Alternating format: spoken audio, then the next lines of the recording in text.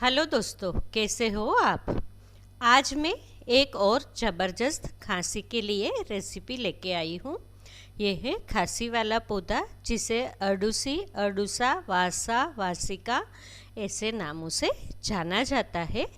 ये अक्सर लोग गार्डन में उगाया करते हैं या तो आपको आसपास के कोई गार्डन में ये पौधा मिल ही जाता है। आप इसे बहुत अच्छे से देख लीजिए। अभी तो इसमें फ्लावर भी आए हैं, तो ये पहचानना ज़्यादा मुश्किल नहीं है। इस पे ऐसे वाइट कलर के फ्लावर्स आते हैं जिसे सिंहासिया बोला जाता है। ये पौधा खांसी के लिए एक वरदान स्वरूप है। तो मैंने यहाँ पे यही पौधे के कुछ पत्ते लिए हैं।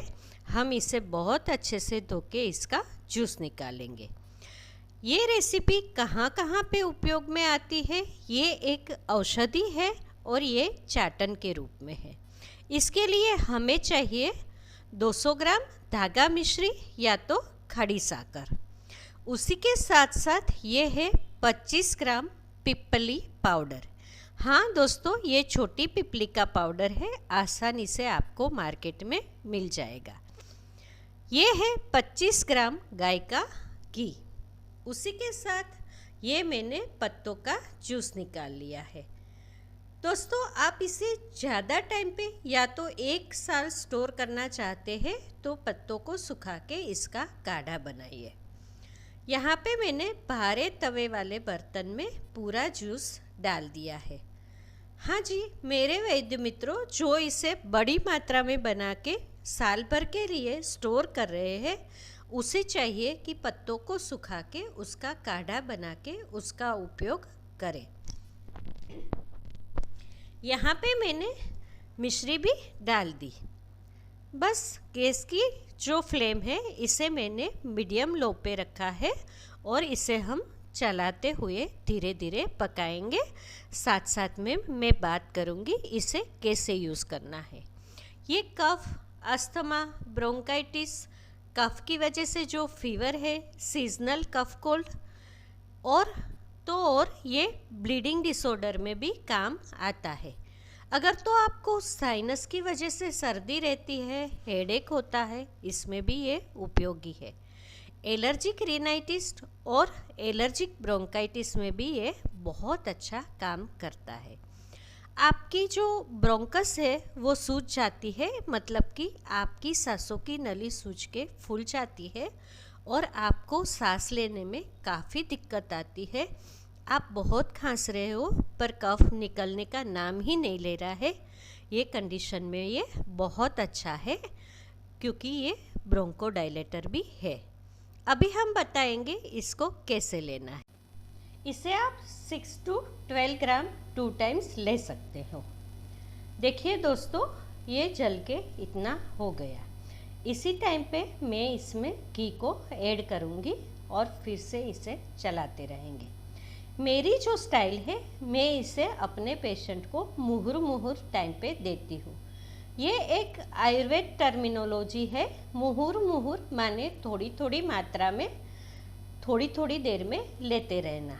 हाँ जी दोस्तों, जब हमें बहुत ज़्यादा खांसी आती है तो हम थोड़ी थोड़ी देर में कुछ चीज़ मुंह में डालने से वो खांसी बहुत अच्छे से क्योर होती है। तो इसे चने की जितनी मात्रा में, मतलब कि बहुत कम मात्रा में, थोड़ी थोड़ी टाइम पे मुंह पे अंदर रखते रहना है। तो दोस्तों, ये ऐसे ही पकता रहेगा। मैंने गैस की लो को कम किया है। अभी मैं इसमें पिपली पाउडर को ऐड करूँगी। तो दोस्तों, पिपली पाउडर बहुत ही फाइन पाउडर है, तो इसे डालने के बाद इसे जल्दी जल्दी चलाना पड़ेगा, नहीं तो इसकी गांठें जम जाएगी। हाँ दोस्तों, यही टाइम पे आपको अपना हाथ बहुत जल्दी चलाना है। अगर तो आप इसे बहुत लंबे समय तक स्टोर करना चाहते हो तो 2 ही चीज़ हो सकती है कि आप इसमें शुगर की मात्रा ज़्यादा डाल दें और इसे स्वरस से नहीं बनाए। मैंने इसे स्वरस मतलब जूस से इसलिए बनाया क्योंकि इसकी पोटेंसी माने कि इसकी काम करने की शक्ति बहुत ही ज़्यादा बढ़ जाती है। सुखाने से इसकी पोटेंसी थोड़ी कम हो जाती है और मुझे ये करीब करीब 1 हफ्ते में ही ख़त्म करना है, तो मुझे इसे ख़राब होने का बिल्कुल ही डर नहीं। मैं इसे ताज़ा ताज़ा बना के पेशेंट्स को देती हूँ। तो देखिए दोस्तों, ऐसे ये पकता रहेगा। आपको कैसे पता चलेगा कि ये पक चुका है, ये भी मैं आपको सिखाऊंगी। अगर तो आपके आसपास ये पौधा है तो आप इसे घर में भी बना सकते हो और आपके घर में बच्चों को या तो किसी और सदस्य को खांसी है तो इसे बिना डरे आप ले सकते हो। देखिए दोस्तों, ये करीब करीब ऐसा हो चुका है। मैंने इसे ऐसे देखा तो इसमें कुछ तार बन रहे हैं, माने कि ये जम जाएगा। बस इसी टाइम पे हम गैस को बंद करेंगे और अभी हम इसे ऑब्जर्व करेंगे कि ये ठंडा होने के बाद कैसा दिखता है। दोस्तों, जब भी आप एंटीबायोटिक लेते हो तो कफ अंदर अंदर जम जाता है और बाहर नहीं निकलता। उसकी वजह से आपका बुखार तो ठीक हो जाता है पर खांसी ठीक नहीं होती। देखिए दोस्तों, अभी और हम ठंडा करेंगे और आपको बताएंगे कि ये कैसा होना चाहिए। बिल्कुल वैसे अगर आप इसे बनाना नहीं चाहते या तो आपके आसपास पौधा नहीं तो आप इसे आराम से मार्केट से खरीद सकते हैं। इसे वासा अवलेह बोला जाता है और बहुत आसानी से आयुर्वेदिक मेडिकल स्टोर में ये मिल जाता है।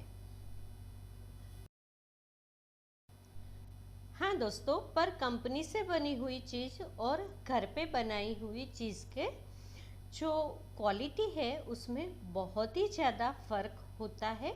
तो जो वैद्य मित्र अपने आप से मेडिसिन बनाते हैं उसकी मेडिसिन कहीं ना कहीं बाहर से खरीदी हुई मेडिसिन से बहुत ही ज़्यादा ताकतवर होती है और बहुत ही ज़्यादा अच्छा रिजल्ट देती है।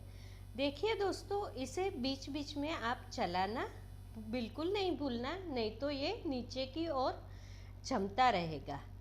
तो दोस्तों, इसे करीबन 10 मिनट ठंडा करने के बाद ये ऐसा है।